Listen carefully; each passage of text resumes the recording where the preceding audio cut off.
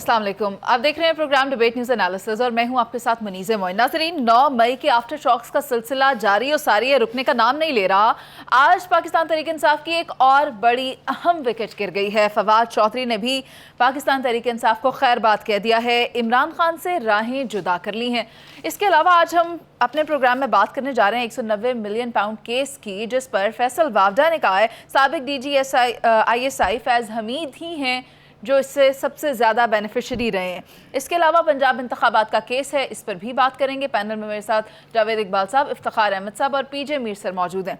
इफ्तिखार साहब, क्या कहते हैं, कहाँ की हवाएं चल रही हैं? पाकिस्तान तहरीक इंसाफ में एक के बाद एक विकेट गिरती जा रही है, एक के बाद एक जो रहनुमा है इमरान खान के अल्लाह हाफिज़ करते हुए जा रहे हैं। देखिए, बात यह है कि अच्छा तो नहीं है ना एक पॉलिटिकल पार्टी का इस तरह मुंतशिर होना मेरे लिए, जो सियासत में यकीन रखता है और सियासी पार्टियों में यकीन रखता है और डेमोक्रेसी में यकीन रखता है, तो उसके लिए अच्छा नहीं है। लेकिन इसकी वजह में हमें जाना होगा। अब ये जो दोस्त गए हैं आज, जिन्होंने कहा कि मैं छोड़ रहा हूँ, क्या इन्होंने जो सियासत की वो सियासत खिंचाव की सियासत नहीं थी? क्या इन्होंने ये नहीं कहा कि पाकिस्तान के अंदर खाना जंगी तक के मामला हो सकते हैं?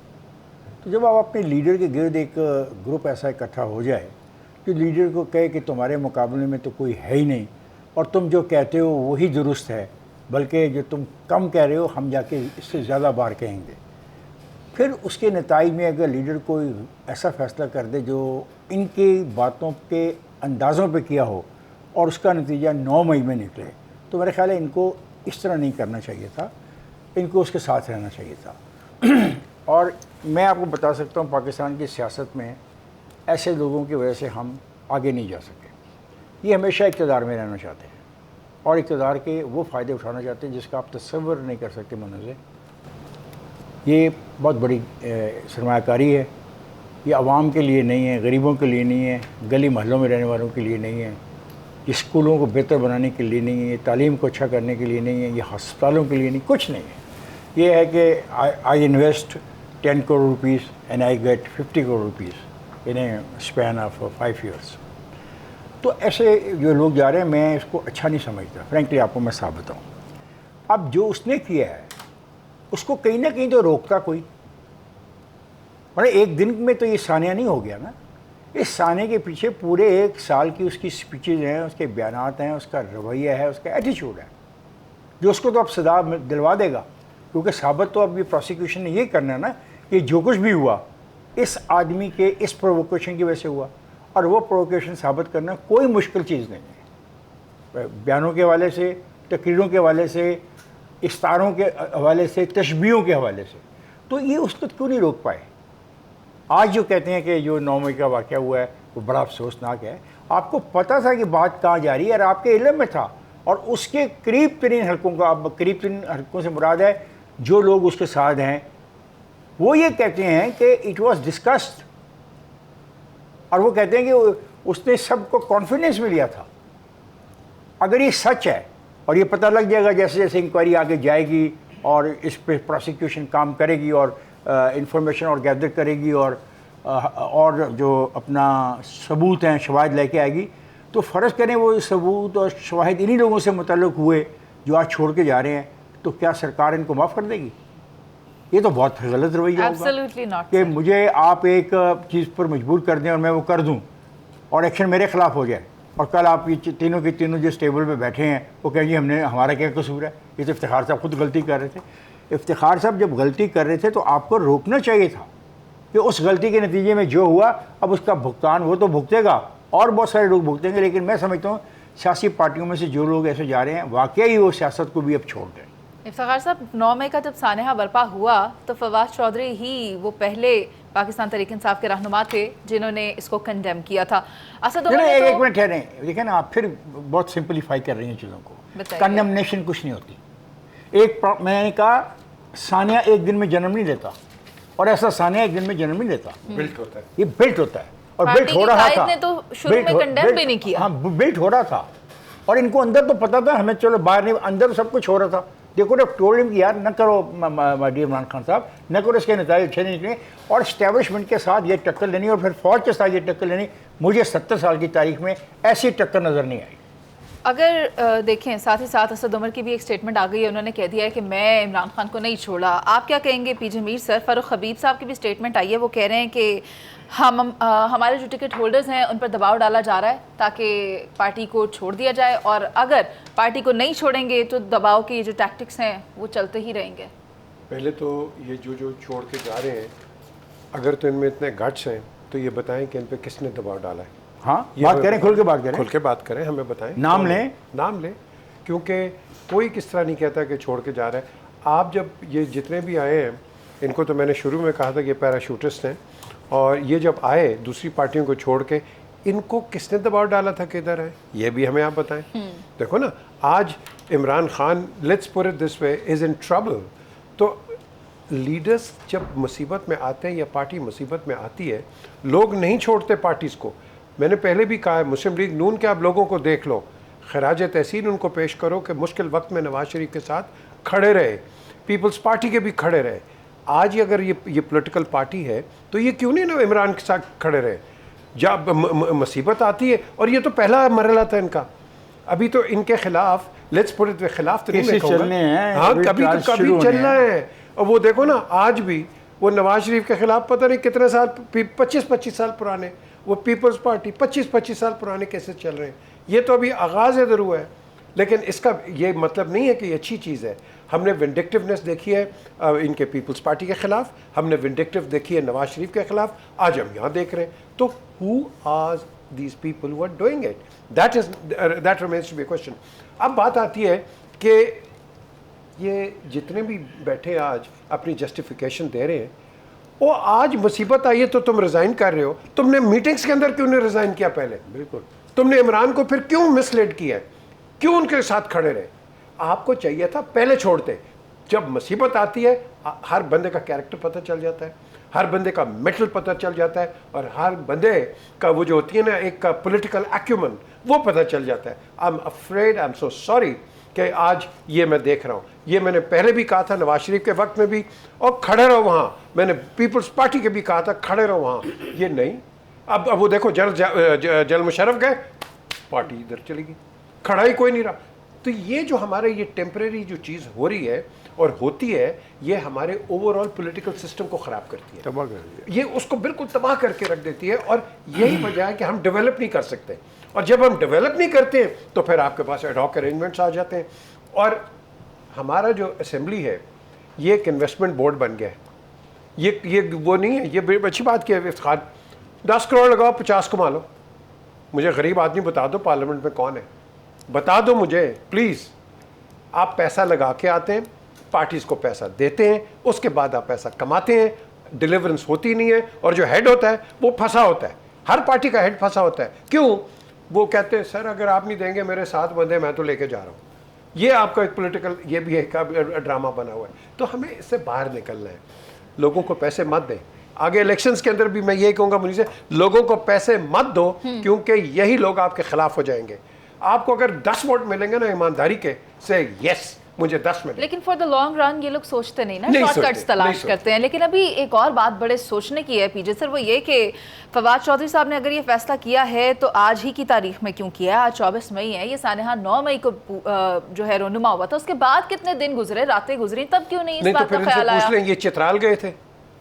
नहीं, वो तो सवाल पीजे ने रेज कर दिया ना कि जहाँ इतना अच्छा फैसला कर रहे हैं, इतनी हिम्मत दिखा रहे हैं और एक बात को गलत कह रहे हैं, तो फिर नाम भी बता देना उन लोगों का, ताकि हमें भी पता लगे। देखना ये मुल्क में नेम और शेम का फिर तो कॉन्फिडेंस होना चाहिए फैसल वावडा जैसा, उस पर भी बात करेंगे। लेकिन जावेद साहब की राय लेनी है। जावेद साहब आप ये बताएं, ख्वाजा आसिफ का बयान भी आपने सुना है, कुछ समझ नहीं आ रही, क्या ऐसा वाकई हो जाएगा? क्या पाकिस्तान तहरीक इंसाफ पर बैन लग सकता है? और अगर लगता है तो फिर क्या होगा? क्या खान साहब को ये बात क्लियर करनी है? अभी तो आगाज़ मोहब्बत है वतन के साथ, कुर्बानियाँ बहुत देनी पड़ेंगी। मुनीज़, बदकिस्मती है कि अगर ऐसा होता है, बुनियादी तौर पे किसी भी पॉलिटिकल पार्टी को जिसकी रूट्स अवाम में होती है, या ऐसी पॉलिटिकल पार्टी जो इक़्तिदार में रही होती है, ऐसी पॉलिटिकल पार्टी पे या उसके लीडर्स पे बैन लगाना, तो ये बहुत ही अजीबोगरीब बात होगी। शायद ही दुनिया की तारीख़ में ऐसा होता होगा।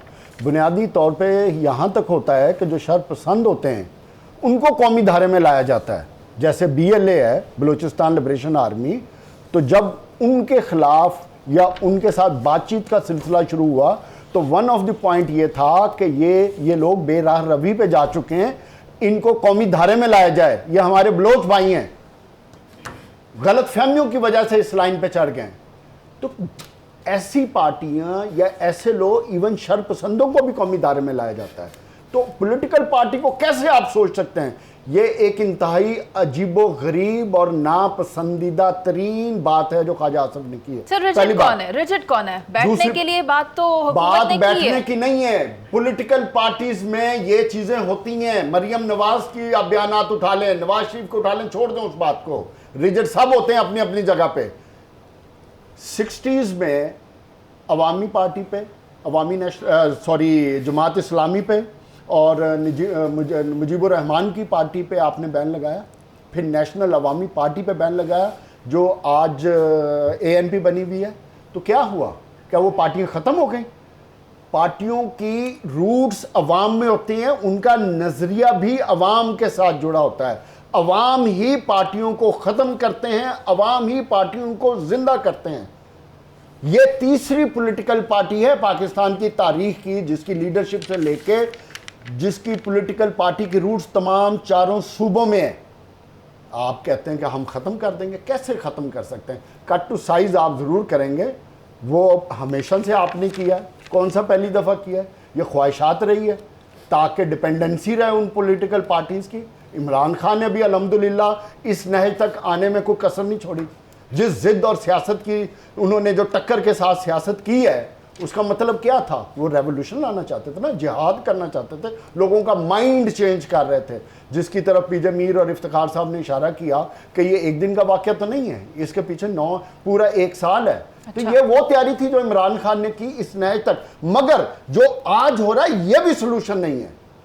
इससे इख्तलाफात बढ़ रहे हैं, शर बढ़ रहा है, सोच तब्दील होगी। हमें 2023 के तकाज़ों के मुताबिक पाकिस्तान और पाकिस्तानी कौम को समझना है। ठीक है, जमहूरियत को मजबूत करना है, ना कि हमने जमहूरियत को कमजोर करना है। ठीक है। हाँ, आइन को अगर हम इंप्लीमेंट करेंगे, कानून को मजबूत करेंगे, ठीक है, तो जावेद इसी साहब। में बका, वरना आपकी जमहूरियत पीछे से दिन ब दिन कुछ ऐड कमजोर करना चाह होगी। रहे हैं। ये जितनी आपने बातें की है ना इफ्तिखार, आप इस पर सर रोशनी, जब आप किसी चीज़ को बैन करेंगे ना, एक वोट बैंक है वो नहीं टूटेगा। वो क्या बनेगा? जिस तरह हमने MQM का किया है, MQM के ग्रुप्स बन गए, अब वो ग्रुप्स इलेक्ट होके आते हैं और जो मेजर पार्टी होती है उसको मेजॉरिटी नहीं मिलती है, वो वहाँ अपना गेम प्ले कर देते हाँ हैं। जी। और वहाँ जब गेम प्ले जमहूरियत कमजोर होती है, जमहूरियत कमजोर होती है, सर, आप एंड दैट इज कुछ समथिंग। ऐड करना मैं चाहिए। ये कहना चाहता हूँ कि मैं तो वैसे ही बहुत दफ़ा कह चुका हूँ, मैं सियासी पार्टियों पर पाबंदी के सख्त खिलाफ हूँ, लेकिन शरपसंद, आग लगाने वाले, उनको सजा होनी चाहिए। लूटमार करने वाले, यस, फौजी तंसीबात को प्लान के साथ कोई टारगेट करने माफी वाले, नहीं होनी चाहिए। सर, रियासत को नुकसान पहुंचाने वाले, प्राइवेट प्रॉपर्टी पर लूटमार करने वाले, अगर इस आड़ में हम उनको माफ़ कर दें कि हम जमहूरियत के हामी हैं, तो ऐसी जमहूरियत चलेगी नहीं। सर, रियासत को और नुकसान पहुंचाने ब्रेक कहा जा रहा है। एक सेकंड, इफ्तिखार साहब जो आप बात कर रहे हैं ना, बट विद प्रूफ प्लीज। एक और इम्पोर्टेंट पॉइंट के बाद मुनीज़, एक और प्रोसिक्यूशन के बाद एक इंडिविजुअल की सोच और होती है, पार्टी की सोच और होती है। पार्टी की सोच, सर, आपने बड़ी खूबसूरत बात की है। मुझे मुझे इससे एक और बात करनी है। इमरान खान के करीबी लोग उनको छोड़कर तो जा रहे हैं, लेकिन यहाँ पर सोचने की एक बात ये भी है कि उनमें से वो कौन से लोग हैं जो चाह रहे हैं कि इमरान खान नाअहल हो जाएं और उसके बाद वो पार्टी की सदारत संभालें। इसी के साथ अभी मुझे एक ब्रेक पर जाना है, वापस आएंगे। 190 मिलियन पाउंड का केस है, उस पर करेंगे बात। आप साथ रहिए।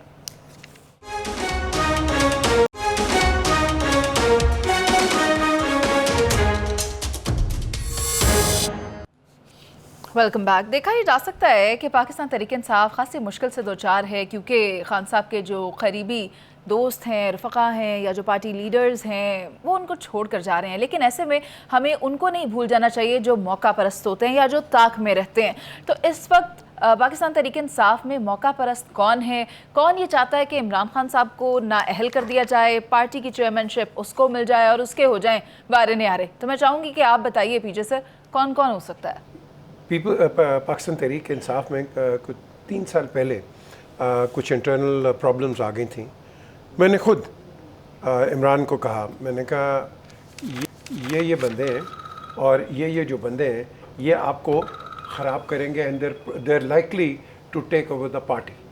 तो इमरान के एग्जैक्ट वर्ड से यार उसको बोलो अगर लेना है तो जाओ ले जाओ, मुझे कोई शौक नहीं है। ये एग्जैक्ट वर्ड्स है। एक दिन मैं नाम भी दूंगा, मैंने इमरान के आगे नाम भी लिया है बंदे का। अब बात आती है कि जब भी नंबर 1 कोई होता है, नंबर 2 हमेशा 3 कोशिश कर रहे होते हैं कि हम इसको निकालें, इसको इधर से निकालें, इसको ये करें। ये चीज़ें चलती रहती हैं हर जगह। वो याद नहीं है आपको, वो एक उसका था सीजर का, क्या था, एतू ब्रूटस है कि यू नो ये इस तरह ये चीज़ें चलती हैं। But one has to be careful. लेकिन केयरफुल किस तरह कि you have to select good people around you. जब तक आप अच्छे लोग नहीं रखोगे, अकबर द ग्रेट हम उसको कहते हैं। Why was he Akbar the great? उसके पास नवरत्न थे, उसने इंटेलेक्चुअल रखे हुए थे, खुद तो जाहिल अनपढ़ आदमी था वो, लेकिन Akbar the great because of them. Steve jobs क्या था? अच्छे बंदे रखे हुए थे, ठीक है ना। बिल गेट्स क्या था? अच्छे बंदे रखे हुए थे। हमने अच्छे बंदे जब तक नहीं रखोगे आप आगे नहीं चलोगे। फैसल वादा की आपने बात की है, अब इसने किससे वादा किया है कि ये आज मैं बात करूं? देखो ना, ये मुझे बताओ, आज ये आप जनरल फैज की बात लेके आ गए। लेकिन फैसल वाबडा तो उम्मीदवार नहीं है ना, मैंने तो आपसे उम्मीदवार पूछे हैं। देखिए, उम्मीदवार की नहीं है बात, आती है एक शुरा छोड़ने की। ये शुरा क्यों इस वक्त छोड़ा है? शुरे की हम बात कर रहे हैं, आपने कितने प्रोग्राम किए, कभी ऑडियो के हम कर रहे हैं, कभी वीडियो के कर रहे हैं, कभी उसने ये कहा, कभी उसने ये कहा। अब ये नई कहानी आ गई, अब आज पहली दफ़ा जनरल फैज हमीद इसके अंदर आ गए। सो द क्वेश्चन इज कि ये पहले क्यों नहीं बोलते भाई? क्यों नहीं पहले बोलते? पहले तो भूल ही जाके मेज पे रखते हैं।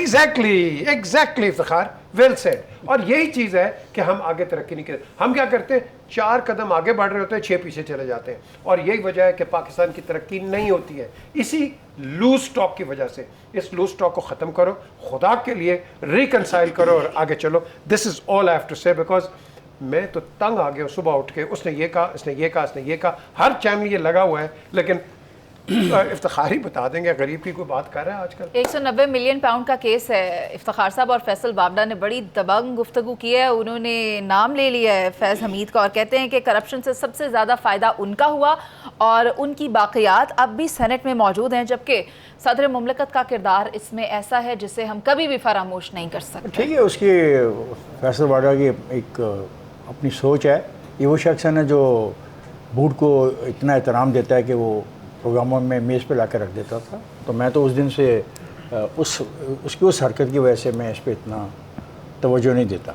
मतलब जो आदमी हम सब की तौहीन करे, हम इंटेलेक्चुअल की, जहानत की, लोगों की, और लोगों को कहे कि जनाब ये बूट पड़ा हुआ है और उस पर बिल्कुल उसको कोई वो बेशमानी भी ना हो, मैं उसकी बात पे नहीं करूँगा।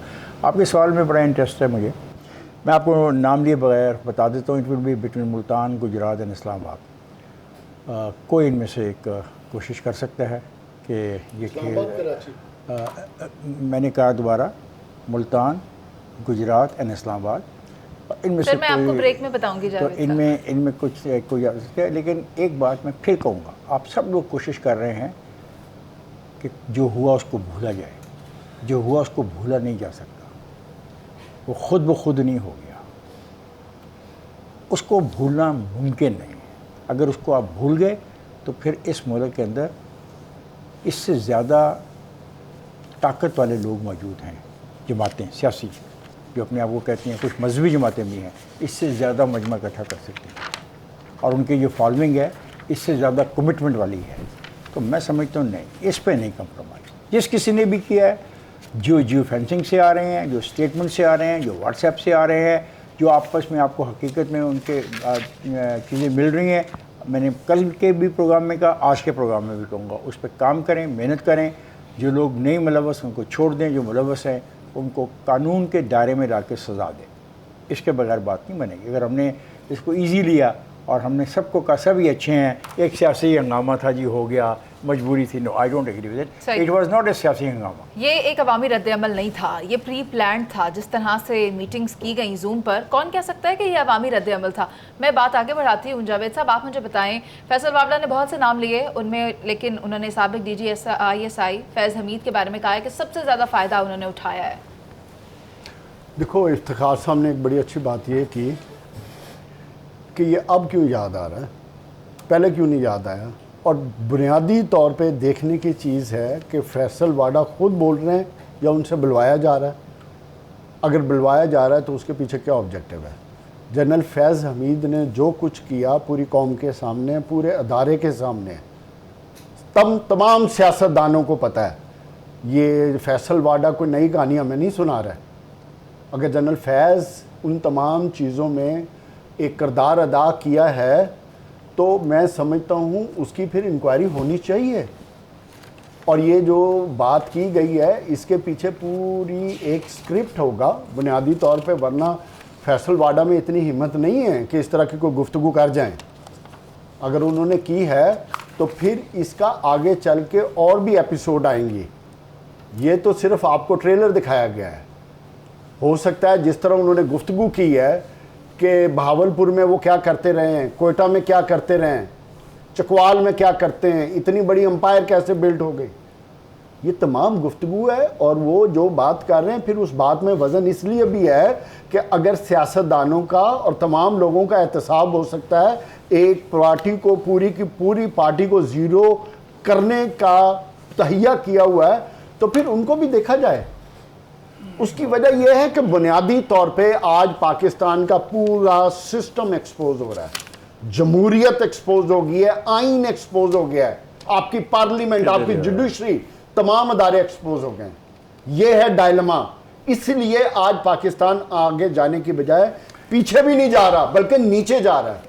हमारे पीछे तो माशाल्लाह बहुत अच्छा माजी है आज की निस्बत, हम तो नीचे की तरफ जा रहे हैं। सही। यह है लम्हा फिक्रिया, इसकी तरफ किसी को तवज्जो है? आज आपकी मेशत का बेड़ा गर्क हो गया, कोई नाम लेने वाला नहीं है, कोई नाम लेने वाला नहीं है कि बिजली के बिलों की क्या हाल है, लोग ग्रोसरी कैसे कर रहे हैं, लोग अपना मामला। सर आपका पॉइंट आगे इफ्तिखार साहब ऐड करना चाह रहे हैं। जी इफ्तिखार मैं सर ऐड ये करना चाह रहा हूँ कि उसने सिर्फ उसका नाम नहीं लिया फैज़ हमीद का, जी बहुत उसने कहा कि शहजाद अकबर, जुल्फी बुखारी, बाबर एवान और बहुत सारे लोगों का नाम लिया जा रहा है। इमरान खान की तरफ बातें की जा रही हैं, लेकिन इससे में सबसे ज़्यादा फ़ायदा फैज़ हमीद ने उठाया। उसने ऐसे कहा है, हम सिर्फ फैज़ हमीद को नहीं सर, मैं जब सवाल लेकर गई हूँ मैंने इसी तरह कहा है। उन्होंने बहुत से नाम लिए हैं, लेकिन ये कहा है कि सबसे बड़े ये बहुत से बेनिफिशियरी नाम हो रहे हमें हैं। बताना चाहिए ना सर पैसा किधर है? उनका मकसद है कि मेन बेनिफिशियरी और आर्किटेक्ट, डिजाइनर, ये सब फैशन सब सर बेनिफिशियरी हैं। मास्टरमाइंड का लफ्ज भी उन्होंने इनके लिए मास्टरमाइंड का इस्तेमाल किया है, लफ्ज लेकिन किया जाते जाते वो एक ही बात सवाल कह ये गए। पैदा होता है कि क्या उसने ये नाम नहीं लिए जो मैंने लिए हैं? बिल्कुल उन्होंने लिए हैं। हाँ तो फिर लोगों को पता लगे ना कि उन ये भी लोगों के नाम उसने लिए। लोगों को पता सर मुझे करने ब्रेक की का बजाय कहा जा फैसल वाडा रहा से है, लेकिन उठा एक कर और पूछा बात जाए, जाते जाते उससे वो कह बजाय रहे हैं कि वो उसको पाकिस्तान इल्जाम तरीके लगा रहे हैं या इंसाफ बात पर कर रहे हैं? पाबंदी आयद नहीं की जाएगी। हालांकि काम उन्होंने इससे बहुत ज्यादा किए हैं कि पाबंदी लगा दी जानी चाहिए थी, मगर मैं इसका हामी नहीं हूँ। अभी चलते हैं एक ब्रेक पर, वापस आएंगे। इंतखाबात से मुतल्लिक केस पर समाअत हुई, उस पर बात करेंगे।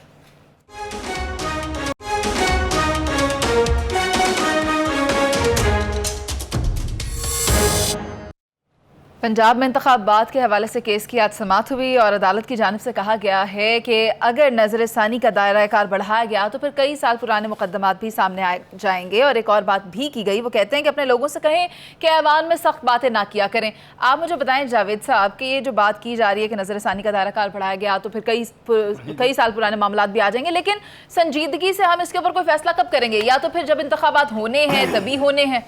देखो, इंतखाबात जो आपने आखिरी बात की है ना, जब होने कराने वालों ने सोच लिया करवाने हैं You mean election commission? तो इलेक्शन तब ही होंगे। Sir, do इलेक्शन कमीशन की क्या हैसियत है? छोड़ो, आपको भी पता है इदारे के इलेक्शन बारे कमीशन में, की आईनी इदारे के बारे में ये राय तो है। फिर आप किस इदारे की बात कर रहे थे? बिल्कुल पाकिस्तान में हमारे साथ आइन एक्शन पर होना चाहिए। कोई अमल दरामद नहीं हो रहा। अगर आइन पे अमल दरामद होता तो 90 डेज में इलेक्शन हो जाते। चलो आगे चलो। जिस तरीके से कहानी को चलाया जा वो रहा चलाएं, है, फैसला मैं करें। उस कहानी के कॉन्टेक्स्ट में बात कर रहा हूं कि मुझे आने वाले वक्त में कहीं इलेक्शन नजर नहीं आ रहे। होंगे इलेक्शन होंगे उस वक्त जब मरियम नवाज शरीफ की ख्वाहिश पूरी होगी। चलो, क्योंकि अभी जो प्रोजेक्ट चल रहा है, देखो इलेक्शन के लिए ही तो ये प्रोजेक्ट चलाया गया है कि पीटीआई को कट टू साइज किया जाए। प्रोजेक्ट में शामिल था कि 9 को हमला होगा और निकाला जाए, उसके बाद हमला किया जाएगा खत्म और किया हजारों जाए, लोग सड़कों पे आग पार्टी को लगाएंगे। कमजोर किया जाए, उसकी पार्टी की यार लीडरशिप बातें को करते हैं हम लोग। उसी लाइन पे लाया जाए जिस लाइन पे नवाज शरीफ को अपने लाया पैरों गया पर था। खुद कुल्हाड़ी मारी और आप कह रहे हैं कि पार्टी बेशक, कमजोर करने की जितना साजिश की जा रही है। जितनी इमरान खान ने खुद कोशिश है इस पॉइंट पे लाने की, उस ख्वाहिश को तकमील करने की बुनियादी तौर पे जब तक वो चीज पूरी नहीं यार हम बात होगी उस करते वक्त तक इलेक्शन नहीं होंगे। क्या बात करते आप क्या समझते हैं कि ये सारा जो आपने मजमा लगाया है और ये जो तमाशा खड़ा किया है इसलिए किया है कि टाइम पे इलेक्शन करा के इमरान खान को ठीक जिता है दें? जावेद साहब, वक्त ये कम इसके है, लिए मुझे नहीं इफ्तिखार है। साहब की राय लेनी है। इफ्तिखार साहब, मैंने इतना सीधा साधा सवाल पूछा था जावेद साहब से, लेकिन वो बात घुमा गए इदारे की। प्लीज डू नॉट ओवरलैप मी। लेकिन इफ्तिखार साहब, आप खुद देखिए, उन्होंने मुझे इस बात का जवाब नहीं दिया। उन्होंने कहा कि जिस इदारे ने कराना है, मैंने पूछा इलेक्शन कमीशन ने, तो कहते हैं कौन सा। आप ट्राइकॉटमी की बात करते हैं, तो फिर आप मुझे बताएं ना। जो आपका सवाल है उसका जवाब ये है कि अब वो देखें ना, वो अदालत एक अजीब नई बात कर रही है। वो कह रही है कि नज़रसानी का दायरा कार बढ़ाया तो कई साल पुराने मुकदमात भी आ जाएंगे, तो आने दो। You have to reach the justice. आपने जजमेंट देनी है ना। आपने इतनी बड़ी इंटरवेंशन की है अदालत के तौर पे, जो आपका काम नहीं था। ये काम इलेक्शन कमीशन ऑफ पाकिस्तान का था। आपने मुनासिब समझा, आप करेंगे। और आप इस आड़ में के नज़रसानी की मैं बात इसलिए नहीं मानता कि दायरा कार बढ़ाया तो कई साल पुराने मुकदमात भी आएंगे, तो आने दें उनको। जस्टिस की तो यही डिमांड है कि जो चीज़ है, जो अगलों ने कोर्ट का आपके सामने केस किया है, आप उस पर कितनी दूर जा सकते हैं जाएं, ये उनका मुतालबा है। सिर्फ मुझे मुहावरा याद आ गया, गड़े मुर्दे उखाड़ना, और अब ये बात निकली है तो दूर तलक जाएगी। दूर तलक क्या, जो ऑर्डर किया था उस पर इम्प्लीमेंट नहीं हो रहा, तो दुनिया की कौन सी इज्जत सर, रह आप गई है? पीजे मीर सर को इसमें ऐड ऑन करने दें। पीजे सर, ये सिराजुल हक साहब ने होती ये है, बाद कहा है निकलते हैं, फिर पकड़ कि लेते हैं। 14 अगस्त को नए इलेक्शन का ऐलान किया जाए। देखिए, 14 हो या 15 हो या जब भी हो, इलेक्शंस तो होने इवेंचुअली। हम एक डेमोक्रेटिक कंट्री हैं और एक मुल्क है, और अगर हम इलेक्शंस नहीं करवाएंगे, मैंने पहले भी कहा है कई दफ़ा, फिर आपको जो फॉरेन पावर्स हैं और फॉरेन मुल्क हैं जो डेमोक्रेसी को फॉलो करते हैं, फिर आपका साथ छोड़ देंगे वो। आज क्यों हम इतना ज़ोर डाल रहे हैं डेमोक्रेसी के ऊपर? बिकॉज आपने इंटरवेंशंस देख ली हैं, उसका रिज़ल्ट भी देख लिया है। नाउ हम जहाँ मर्जी, वो मैंने क्या कहा था, वो डोंकी का भी कहा था, वो इधर उधर आके ना उधर ही खड़े हो जाते हैं। हाँ, डोंकी। अब लेकिन द की इज़ इकॉनमी। की इज़ इकॉनमी। डॉन तो अपनी जगह चला गया। द क्वेश्चन इज़ कि क्या हम इन्हीं उलझनों में पड़े रहेंगे कि हमारी प्रोग्रेस कोई नहीं है? We are dwindling down in the foreign reserves like 10 pin. Dollar की हालत देख लें, और पाउंड 382 का आज गया है, 382, इससे ज़्यादा का भी है। सो द क्वेश्चन है raises to cut it short, elections एक डेट दे दें, एवरीबडी शुड एक्सेप्ट इट। ये नहीं कि जी बस 10 दिन पहले करा लोगे तो उन्हें क्या 20 वोट ज़्यादा मिल जाएंगे, 10 दिन बाद में करा लोगे 40 वोट हार जाओगे। नो, जो वोट है वो पड़ेगा, वोट उसको उसी को पड़ेगा जिसका वोट है। इक़्तिदार की जंग है। नहीं सर प्लीज जावेद सर, साहब, देखें, बात सुने। इक़्तिदार या जो मर्जी है, यहाँ जंग पता है किस चीज़ की है? पेशेंस की है। पेशेंस नहीं हम दिखा रहे, हमें पेशेंस नहीं, तो फिर हमें दिखानी है ना। देखे ना, मैं बात करता हूँ, आप में पेशेंस नहीं, आप अंदर आ जाते हैं। तो ये पेशेंस की बात होती है सारी। अब तो समझ आ गई है जावेद साहब आपको? बिल्कुल मुझे समझ आ गई। यही तो पाकिस्तान मुझे की हालत क्लोजिंग का हुई कहा है। जा रहा है। आप सबका बहुत शुक्रिया। बात यह है कि आज चीफ जस्टिस साहब की जानिब से भी गई है पीजे सर, उन्होंने कहा है कि इलेक्शन कमीशन ने सदर को एक दिन इंतखाबात कराने की तारीख क्यों नहीं दी। बात वही है जो हमने इख्तिताम में की है कि मुल्की माशी हालात ख़राब हो चुके हैं, मुल्क में सियासी इस्तेहकाम लाने की अशद ज़रूरत है। यानी कि अगर मैं कहूँ कि नागुज़ीर है तो इसमें कोई गलत बात नहीं होगी। अगर ऐसा होता है तो ही माशी हालात बेहतर होते हैं। प्रोग्राम का वक्त ख़त्म हो गया। आपसे इजाज़त, अल्लाह ने के बाद।